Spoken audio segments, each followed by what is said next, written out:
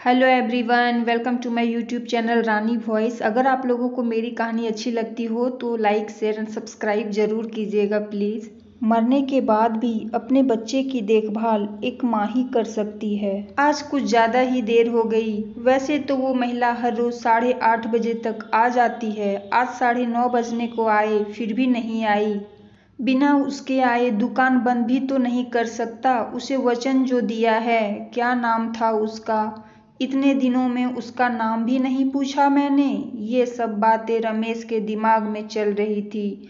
कुछ दिनों पहले ही तो उसने ये डेयरी शुरू की थी। उसकी ये शॉप ज़्यादा बड़ी नहीं थी जिसमें वो दूध और बाकी मिल्क प्रोडक्ट्स रखता था। उद्घाटन के दिन ही पहली ग्राहक बन एक महिला उसके शॉप पर आई थी। उसकी गोद में एक छोटा सा लेकिन बहुत ही प्यारा बच्चा था। उसने एक दूध की बोतल ली और रमेश से बोली, भैया अभी मेरे पास सिर्फ 10 रुपये है, बाकी के आपको कल दूँ तो चलेगा। रमेश ने एक बार उसकी तरफ देखा। गरीब थी बेचारी, गले में मंगलसूत्र नहीं, माथे पर सिंदूर नहीं, शायद पति मर गया होगा बेचारी का। रमेश ने अंदाजा लगाया। पुरानी मैली साड़ी को कई जगह रफू किया हुआ था। माथे से पसीने की बूंदें बह रही थी। फिर उसकी नज़र उस मासूम बच्चे पर गई जिसके मैले चेहरे पर एक निष्पाप हंसी थी और अभी अभी आई 2 दांत उस हंसी को 4 चांद लगा रहे थे। रमेश ने उस महिला की तरफ देखा और बोला, कोई बात नहीं बहन, आप मुझे बाद में पैसे दे देना। बड़े समाधान के साथ महिला ने रमेश की तरफ देखा और बोली, भैया मैं ज़रूर आपको कल पैसे दे दूंगी। यहीं पास में ही उस दूसरी गली में छोटा सा घर है, वहीं रहती हूँ मैं। रमेश मुस्कुराते हुए बोला, कोई बात नहीं बहन, कल पैसे ना हो तो भी चलेगा, जब आपके पास होंगे तब दे देना। फिर वह महिला वहाँ से चली गई। अगले दिन वह महिला पैसे लेकर डेयरी पर आई और पैसे रमेश को देने लगी।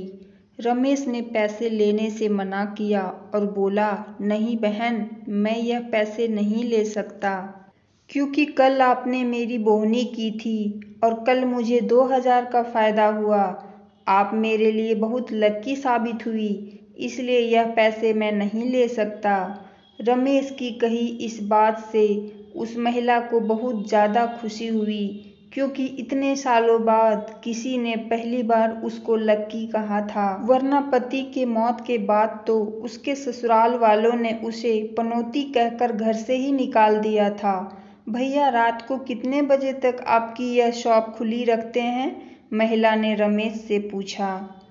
8 बजे बंद कर देता हूँ बहन, रमेश ने कहा। रमेश का जवाब सुनकर महिला का चेहरा उदास हो गया। रमेश को यह समझते देर ना लगी। उसने पूछा, कोई समस्या है बहन? अपने बच्चे और अपना पेट पालने के लिए मैं 2 घरों में झाड़ू बर्तन का काम करती हूँ। यह सब काम करके रात को 8:30 बजे घर लौट पाती हूँ। तब तक यहाँ आसपास के सभी दुकान बंद हो जाते हैं और लाचारी में मुझे अपने बच्चे को भूखे पेट ही बहला फुसला कर सुलाना पड़ता है। वह बोल नहीं सकता ना, उसी का फ़ायदा उठाती हूँ, कहते हुए उस महिला का गला भर आया। महिला की बातें सुन रमेश को बहुत बुरा लगा। फिर वह बोला, आप चिंता मत कीजिए बहन, बिना आपको दूध की बोतल दिए यह शॉप बंद नहीं होगी, लेकिन मेरी एक शर्त है।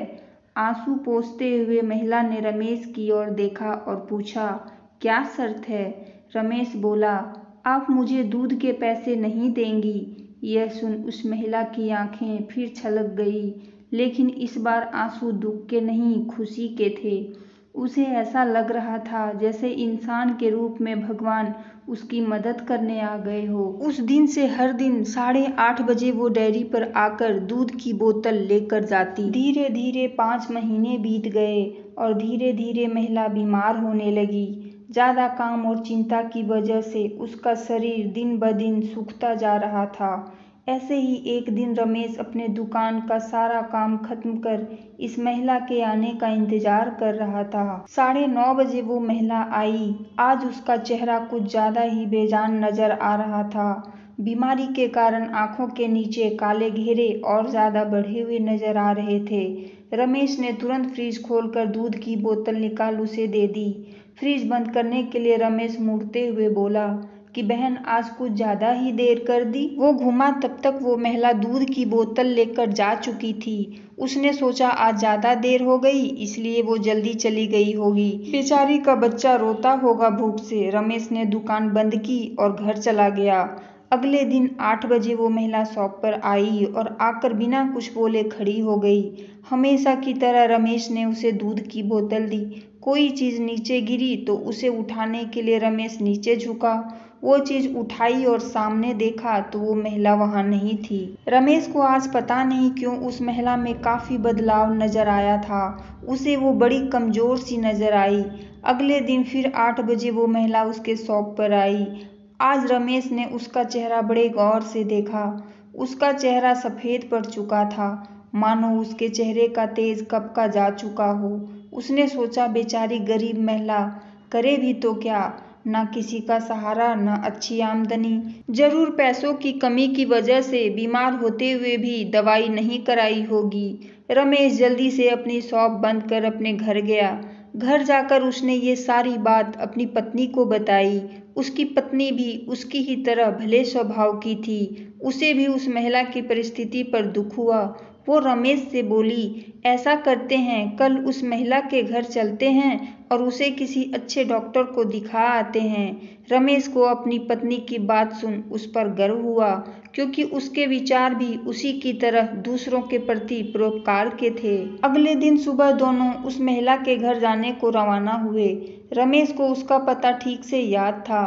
जब वे उस छोटी सी गली में पहुंचे तब वहां एक छोटा सा मकान था, जिसके आसपास दूर दूर तक और किसी का घर नहीं था। जैसे जैसे वे उस मकान की तरफ बढ़ते जा रहे थे, वहां एक बदबू तेज होती जा रही थी। दोनों उस मकान तक पहुंचे और दरवाजा खटखटाया ही था कि वो खुल गया और वो बदबू असहनीय रूप से बढ़ गई। फिर भी दोनों अपने नाक पर कपड़ा रख उस अंधेरे मकान में घुसे, जहां बच्चे के खेलने की आवाज आ रही थी। रमेश ने किसी तरह स्विच ढूंढकर मकान की लाइट जलाई और सामने जो दृश्य दोनों ने देखा वह देखकर दोनों की आंखें फटी की फटी रह गई।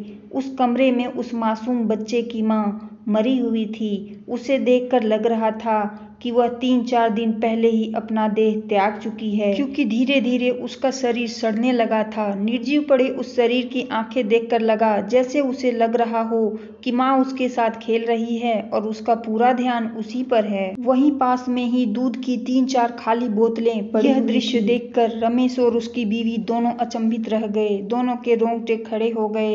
रमेश को अभी भी विश्वास नहीं हो रहा था कि एक मरी हुई माँ अपने बच्चे के लिए उसके पास से दूध लेकर जाती थी। रमेश ने और उसकी बीवी ने उस महिला का विधिवत अंतिम संस्कार किया और उस बच्चे को रमेश ने अपनी बीवी के हाथों में रखा। उसने भी उस बच्चे को बड़े प्यार से लिया और दोनों ने उस बच्चे को गोद ले लिया। रमेश को अपनी पूरी जिंदगी यह ध्यान रहा कि उस बच्चे की माँ अभी भी उसके साथ है और उस पर नजर रखे हुए है।